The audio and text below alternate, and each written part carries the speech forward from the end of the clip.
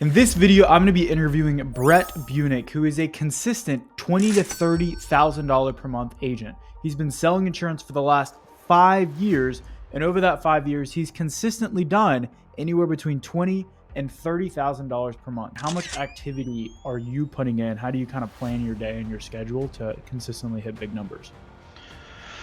Well, So Brett, welcome to the channel. I want you to give some insight to the maybe newer agents out there or agents who are trying to be consistently selling $20,000 a month so they can learn what you're doing. Welcome to the channel. hey, Tim. Awesome. So for those people in the audience that maybe don't know you, if you could kind of give a brief background, how you got into insurance and how you've been doing the last 5 years. Okay. Well, my name's Brett Buick. I got into insurance like a lot of people did. I was looking for a change, and it kind of just fell into my lap. I found some stuff on Craigslist when I was poking around looking for something to do. Ended up getting recruited by a captive company, and then shortly thereafter, about 4 or 5 months into it, I realized that wasn't for me, and I went independent, and I'm doing that ever since. Okay, awesome. So you've been independent, you said, for 5 years now, right?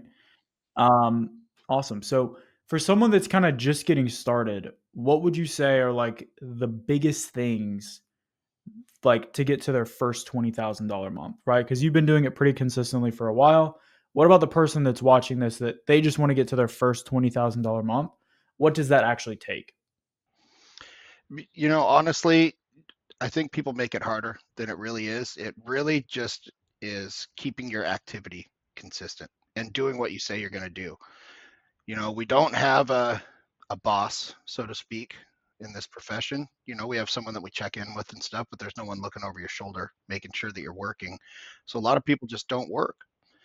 And so you need to remain consistent with your activity, and it's going to work out. Get your activity to that point where it produces, and then keep up the activity. Some people will see some success, and then they kind of back off a little bit because they think it's easy, or they think they have money now. I don't really need to work, and there's this constant up and down, and you just need to stay consistent. Got it. Okay. So from what I'm hearing, it really sounds like, and to be honest, I would agree. To get to their first $20,000 a month, it's really just about setting activity standards and sticking to those for a couple months to let your sales skills kind of catch up. And if you just consistently work, I mean, a $20,000 month is pretty inevitable. Would you agree? Yeah, I know for me personally, I think my first ever month or my second month in the business, I wrote 20K, and realistically what it came down to is just tons of activity. So on that line, how much activity are you putting in? How do you kind of plan your day and your schedule to consistently hit big numbers? Well, I get up pretty early, and there's two reasons for that. One is because All right, so real quick, I need to interrupt the video because if you're a life insurance agent, chances are you're doing one of three things. You're either buying aged leads, you're buying leads from your IMO, or you're buying leads from a lead vendor. And chances are you are way overpaying for those leads. And not to mention, the leads never even pick up the phone. Well, if that sounds familiar, then give me the next 15 seconds and I'm going to show you something that's going to completely change everything. We just launched Insurance Agent Freedom School, which is an entire training platform and program that will show you how to fire your lead vendor and cut your lead costs to 1/10 of the prices that you're paying right now. This is a program that I used to sell for over $2,000, but right now you can get access for just $99 a month and try for free for 7 days. Inside, you'll learn everything that you need to know to fire your lead vendor and cut your lead costs so you can start generating way more profits in your business. Not only that, but whenever you join, I'm also going to give you access to a dialing software that has allowed us to see answer rates as high as 20%. So if you make 100 dials, that means 20 people are answering. So I'm going to include a link down below this video to get access to a free trial. All you need to do is click the link down below and start your free trial to fire your lead vendor, generate more profits, boost your answer rates, and start making more money in your insurance business. Now, back to the video. with our leads being all over the country, since we're independent and we work on the phone, we can kind of work wherever we want. I want to make sure that I'm on the phone talking to people at the right time in their time zone. I live in Seattle. That means it's 8 o'clock in the morning when it's 5 o'clock in the morning here. East Coast to West Coast. So getting up early is something that's really helped with my success. What time do you usually get up? I get up usually somewhere between about 4:30 and 5, Okay. Wow. and then I have a cup of coffee. I need my alone time before I'm ready to get on the phone, and I'm usually on the phone by 5:30 or 6 a.m. my time. Got it. Okay. 5:30, 6 a.m. your time. Coffee, just chilling for a little bit, then jump on the phones. Yep. And then I also take that time.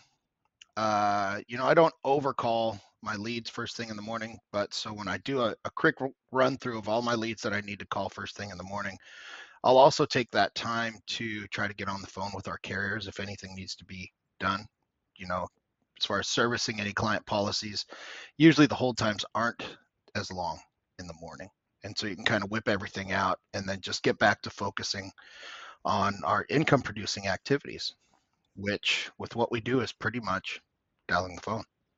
Yep, 100%. How many calls do you shoot for per day, and what does the rest of the day actually look like in terms of schedule? Like, when do you take your lunch? How long is the lunch? What time do you stop working? All that kind of stuff. Well, I don't want to say it varies, but of course it depends on if I'm actually in contact talking with people or have appointments. Lunch I take about noon. I don't spend a lot of time on with lunch. I don't turn on the TV or that kind of stuff. I have a quick bite and then I'm kind of back to it. Um, as far as dial activity, that can vary also with the tools that we have with, here. You can get a lot of dials in. So some weeks, I'll do over 2,000 dials. Other weeks, if I'm talking to more people and have more appointments, people are answering the phone, it could be closer to 700. Yeah, 100%. But with the tools that we have, it's not as grueling to get that many dials in as it sounds. I know some people make, like, that amount of dials in a day. I've never heard 700. I think 600 might be around the highest that I've heard, but, some people are, they're putting in numbers on the phones. I've made 700 dials in a day before. Oh, yeah? Had to be a power dialer, right?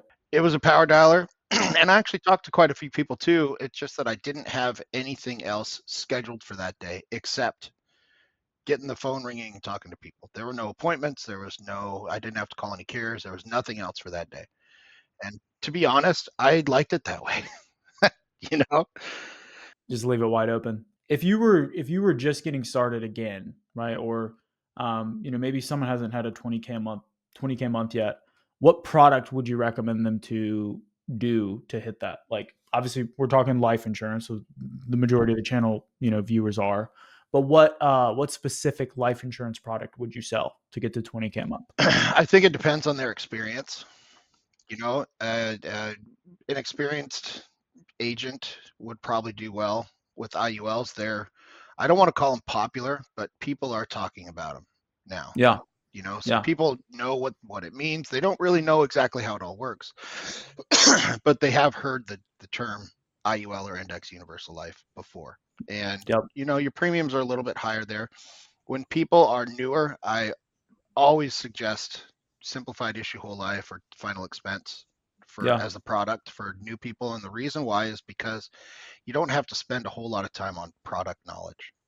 Right. The structure of the policy is generally the same company to company, Yep. and so you don't have to learn a whole lot. And when people are new, even things as simple as dialing the phone are skills that they're learning. Sounds dumb, but there's a structure to dialing the phone. Yeah, you got to get in a rhythm for sure. Those smaller policies, um, a lot of people kind of discount how important they are. They're important to the families that we, can help, and we're rewarded handsomely Yeah. for those policies. You know, 100%. Honestly, the renewals on final expenses, killer. they add up. Yeah, Yeah, they do. Yeah, if you do it for 5 years, those renewal checks start to build up for sure. Um, and especially if you're like cross selling other things and calling back your clients and upselling them more insurance and all that kind of stuff. Um, How many clients do you have after 5 years? Do you keep like a tally, or you have all of them in a CRM or something? I'd like to say yes, but with with just starting out, not really knowing how to organize everything, and Yeah, then over the years, kind of upgrading and stuff like that, I don't have everybody all in one place. I know got that it. I have at least 800 active policies out there through the various carriers. Nice. Um, and I am in contact with a lot of them still, primarily in contact with them again from the tools that we use here. Uh huh. When I was selling in person, um, face to face, it was really easy, and not using the tools that we have right now, but it was really easy to go out and sell a policy, help a family out, and have the greatest intentions of actually keeping in touch with them. But Yeah, they just kind of fall to the wayside because you're always looking for new business. 100%. And so when things are a little more organized, like we have them here, it's a lot easier. And in fact, I just had a past client that bought another policy, adding more coverage. I Yeah, just had someone else whose birthday is next month just message me right before we got on this call. Hey, Brett, I did want to talk to you about that. I love that. You know, That's awesome. they just bought their policy like 4.5 months ago, and they've been thinking about it already.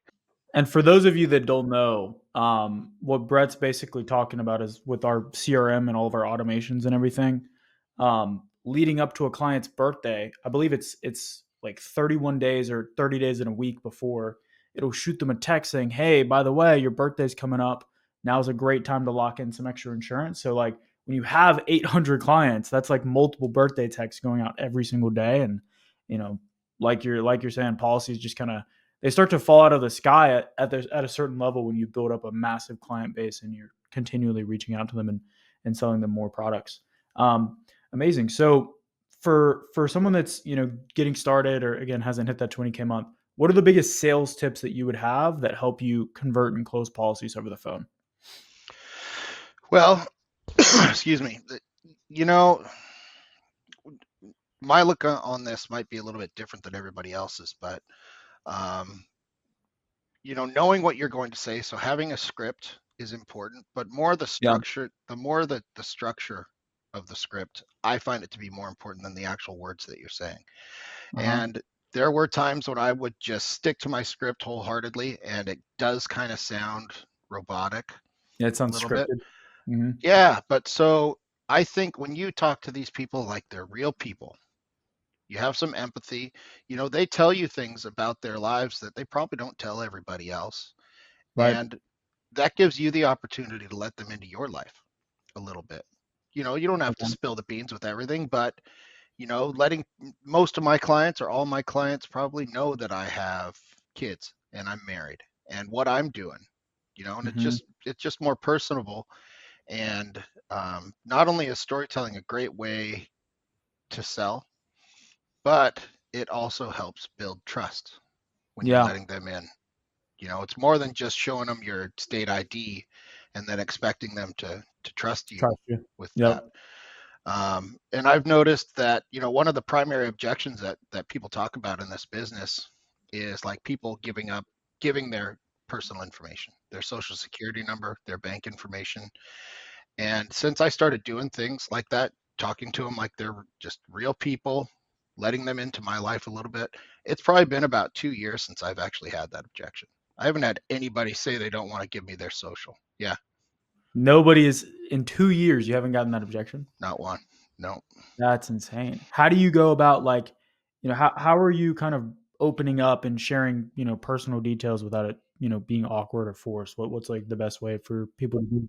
I wait to hear what they have to say. And, it's a conversation. It doesn't have Yeah, to be this uncomfortable sales presentation all the time.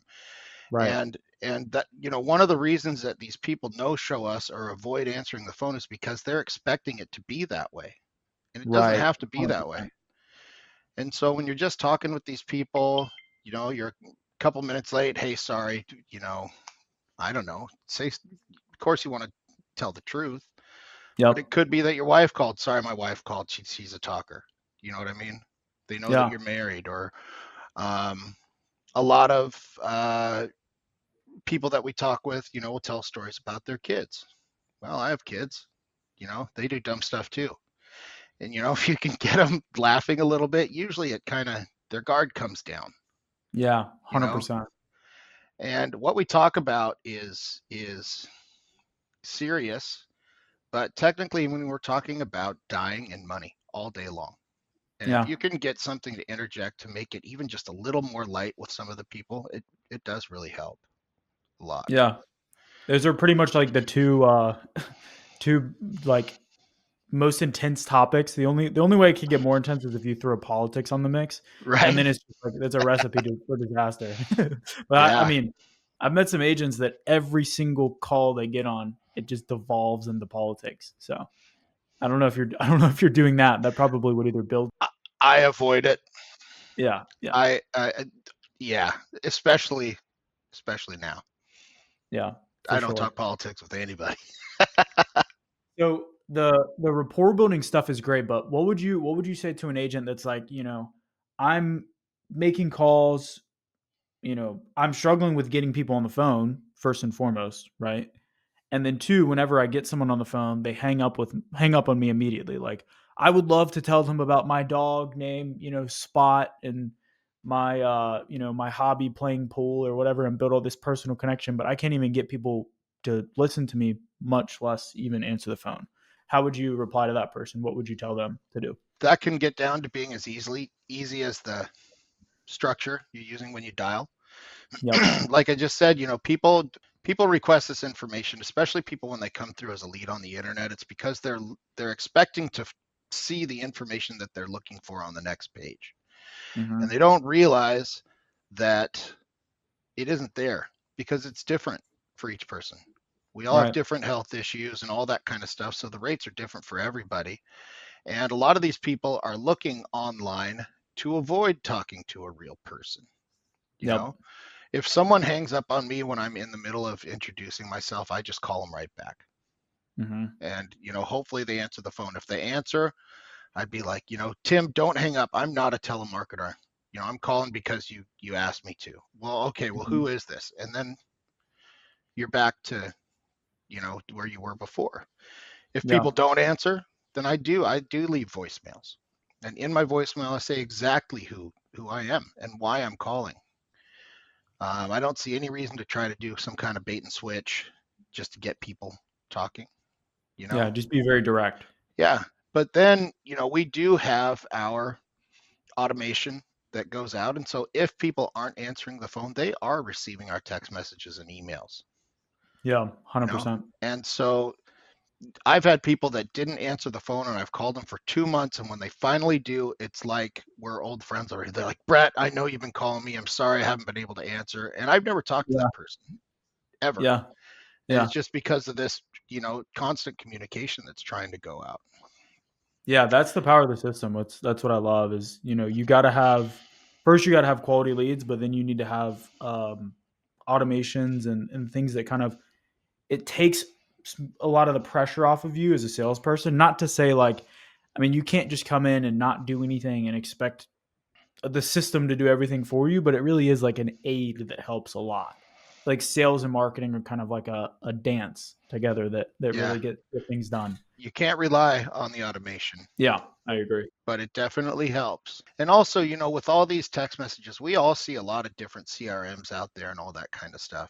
And Yeah. especially with all the AI and pre-qualification and everything like that. I mean, people need to keep in mind that those text messages are going out for one reason, and it's just to start some line of communication, start a conversation, and then you need to be on the phone with them. Yeah. You can't expect your automation, even if you have, some kind of chat bot or something like that. You can't expect it to do the job To for you. sell the policy for you. Yeah, You just have to affix your signature at the right. bottom. I think that's what a lot of people do expect, for sure. And Yeah. it's not the case. Maybe in 5 years we'll see. We'll be on the cutting edge of it. I know that, but it's not there now. Um, awesome. So any final tips for the agents out there that are watching this at home? They maybe they've had a 20K month, maybe even they've had a 40K month, but they're not a consistent producer like you. What are your tips for consistently selling business over a long period of time? It comes right back to the beginning. They need to remain consistent in their activity. Mm-hmm. If you've done it once and then you don't do it again for a couple months, Mm-hmm. something has changed. Most of the Yeah. time, especially if it's their first time making 20,000 in a month, a lot of people haven't done that ever. Within they've worked their whole lives and they've never had $20,000 in 1 month. Yeah. So they don't work as hard. Yep. They get comfortable. It's also it's easy to think that our job is easy. It's not. It's really simple and repetitive, but it's not easy. There are times you can get in your own head and you have to muscle through it and keep dialing the phone. I mean, that's really what it comes down to. Yeah. Is just get your phone dialing. 100%. Yeah. So just staying consistent. I mean, like I think it also, and chime in if you disagree on this, but I think it's like people will kill themselves to do a $50,000 or $40,000 month, and then the next month they just don't do anything because they're recovering. And it's like it's a marathon, not a sprint. Like you're not gonna pay your year's bills in 1 month, right? Yeah, You need to find a pace that's comfortable and consistent for you. And in the beginning, you do need to all out sprint so that you can gain the skills so that you can run and jog at a more consistent pace, right? But once consistent you have small that, wins. yeah, like you don't need to do 100 grand in a month and final expense premium on your own pin. Like you you're not going to do anything the next month, right? It's more about finding that pace that you can stick with, and then duplicating yourselves with other people. Yeah, I was going over a check-in with one of my agents, and they had a good month the month before, but then last month not so great. And so we're going over their numbers, and like one of the weeks in there, it was like 32 dials were made. It's like you got 62 leads in that week, but you only made 30 dials. So what were you doing? And in their mind, they're working on things, making Yep. sure their Facebook page is up to date, doing something with their website, working on this and that and all that. And that's all great and it does Yeah. help, but it's not income producing activities. Staying focused Staying on your busy. income producing activities is where the money is. And we don't make money unless we have an application submitted. Yeah, So, there's a big difference between being busy and being productive, for yeah. sure. And you can feel real good about that work day. Man, I got a lot done. Well, did you submit any applications? No. Oh, well, then you didn't make any money that day. You know? 100%. Yeah, I think that's golden advice. And for anyone that's watching this that maybe wants to reach out to you about potentially joining your agency, where can they contact you? uh, Easiest way is to call or text. And my cell phone number is 206-478-1837. Awesome. Brett, appreciate you coming on here and offering insight to the people. And we'll see you next time. Take Bet, care. Tim. Thank you.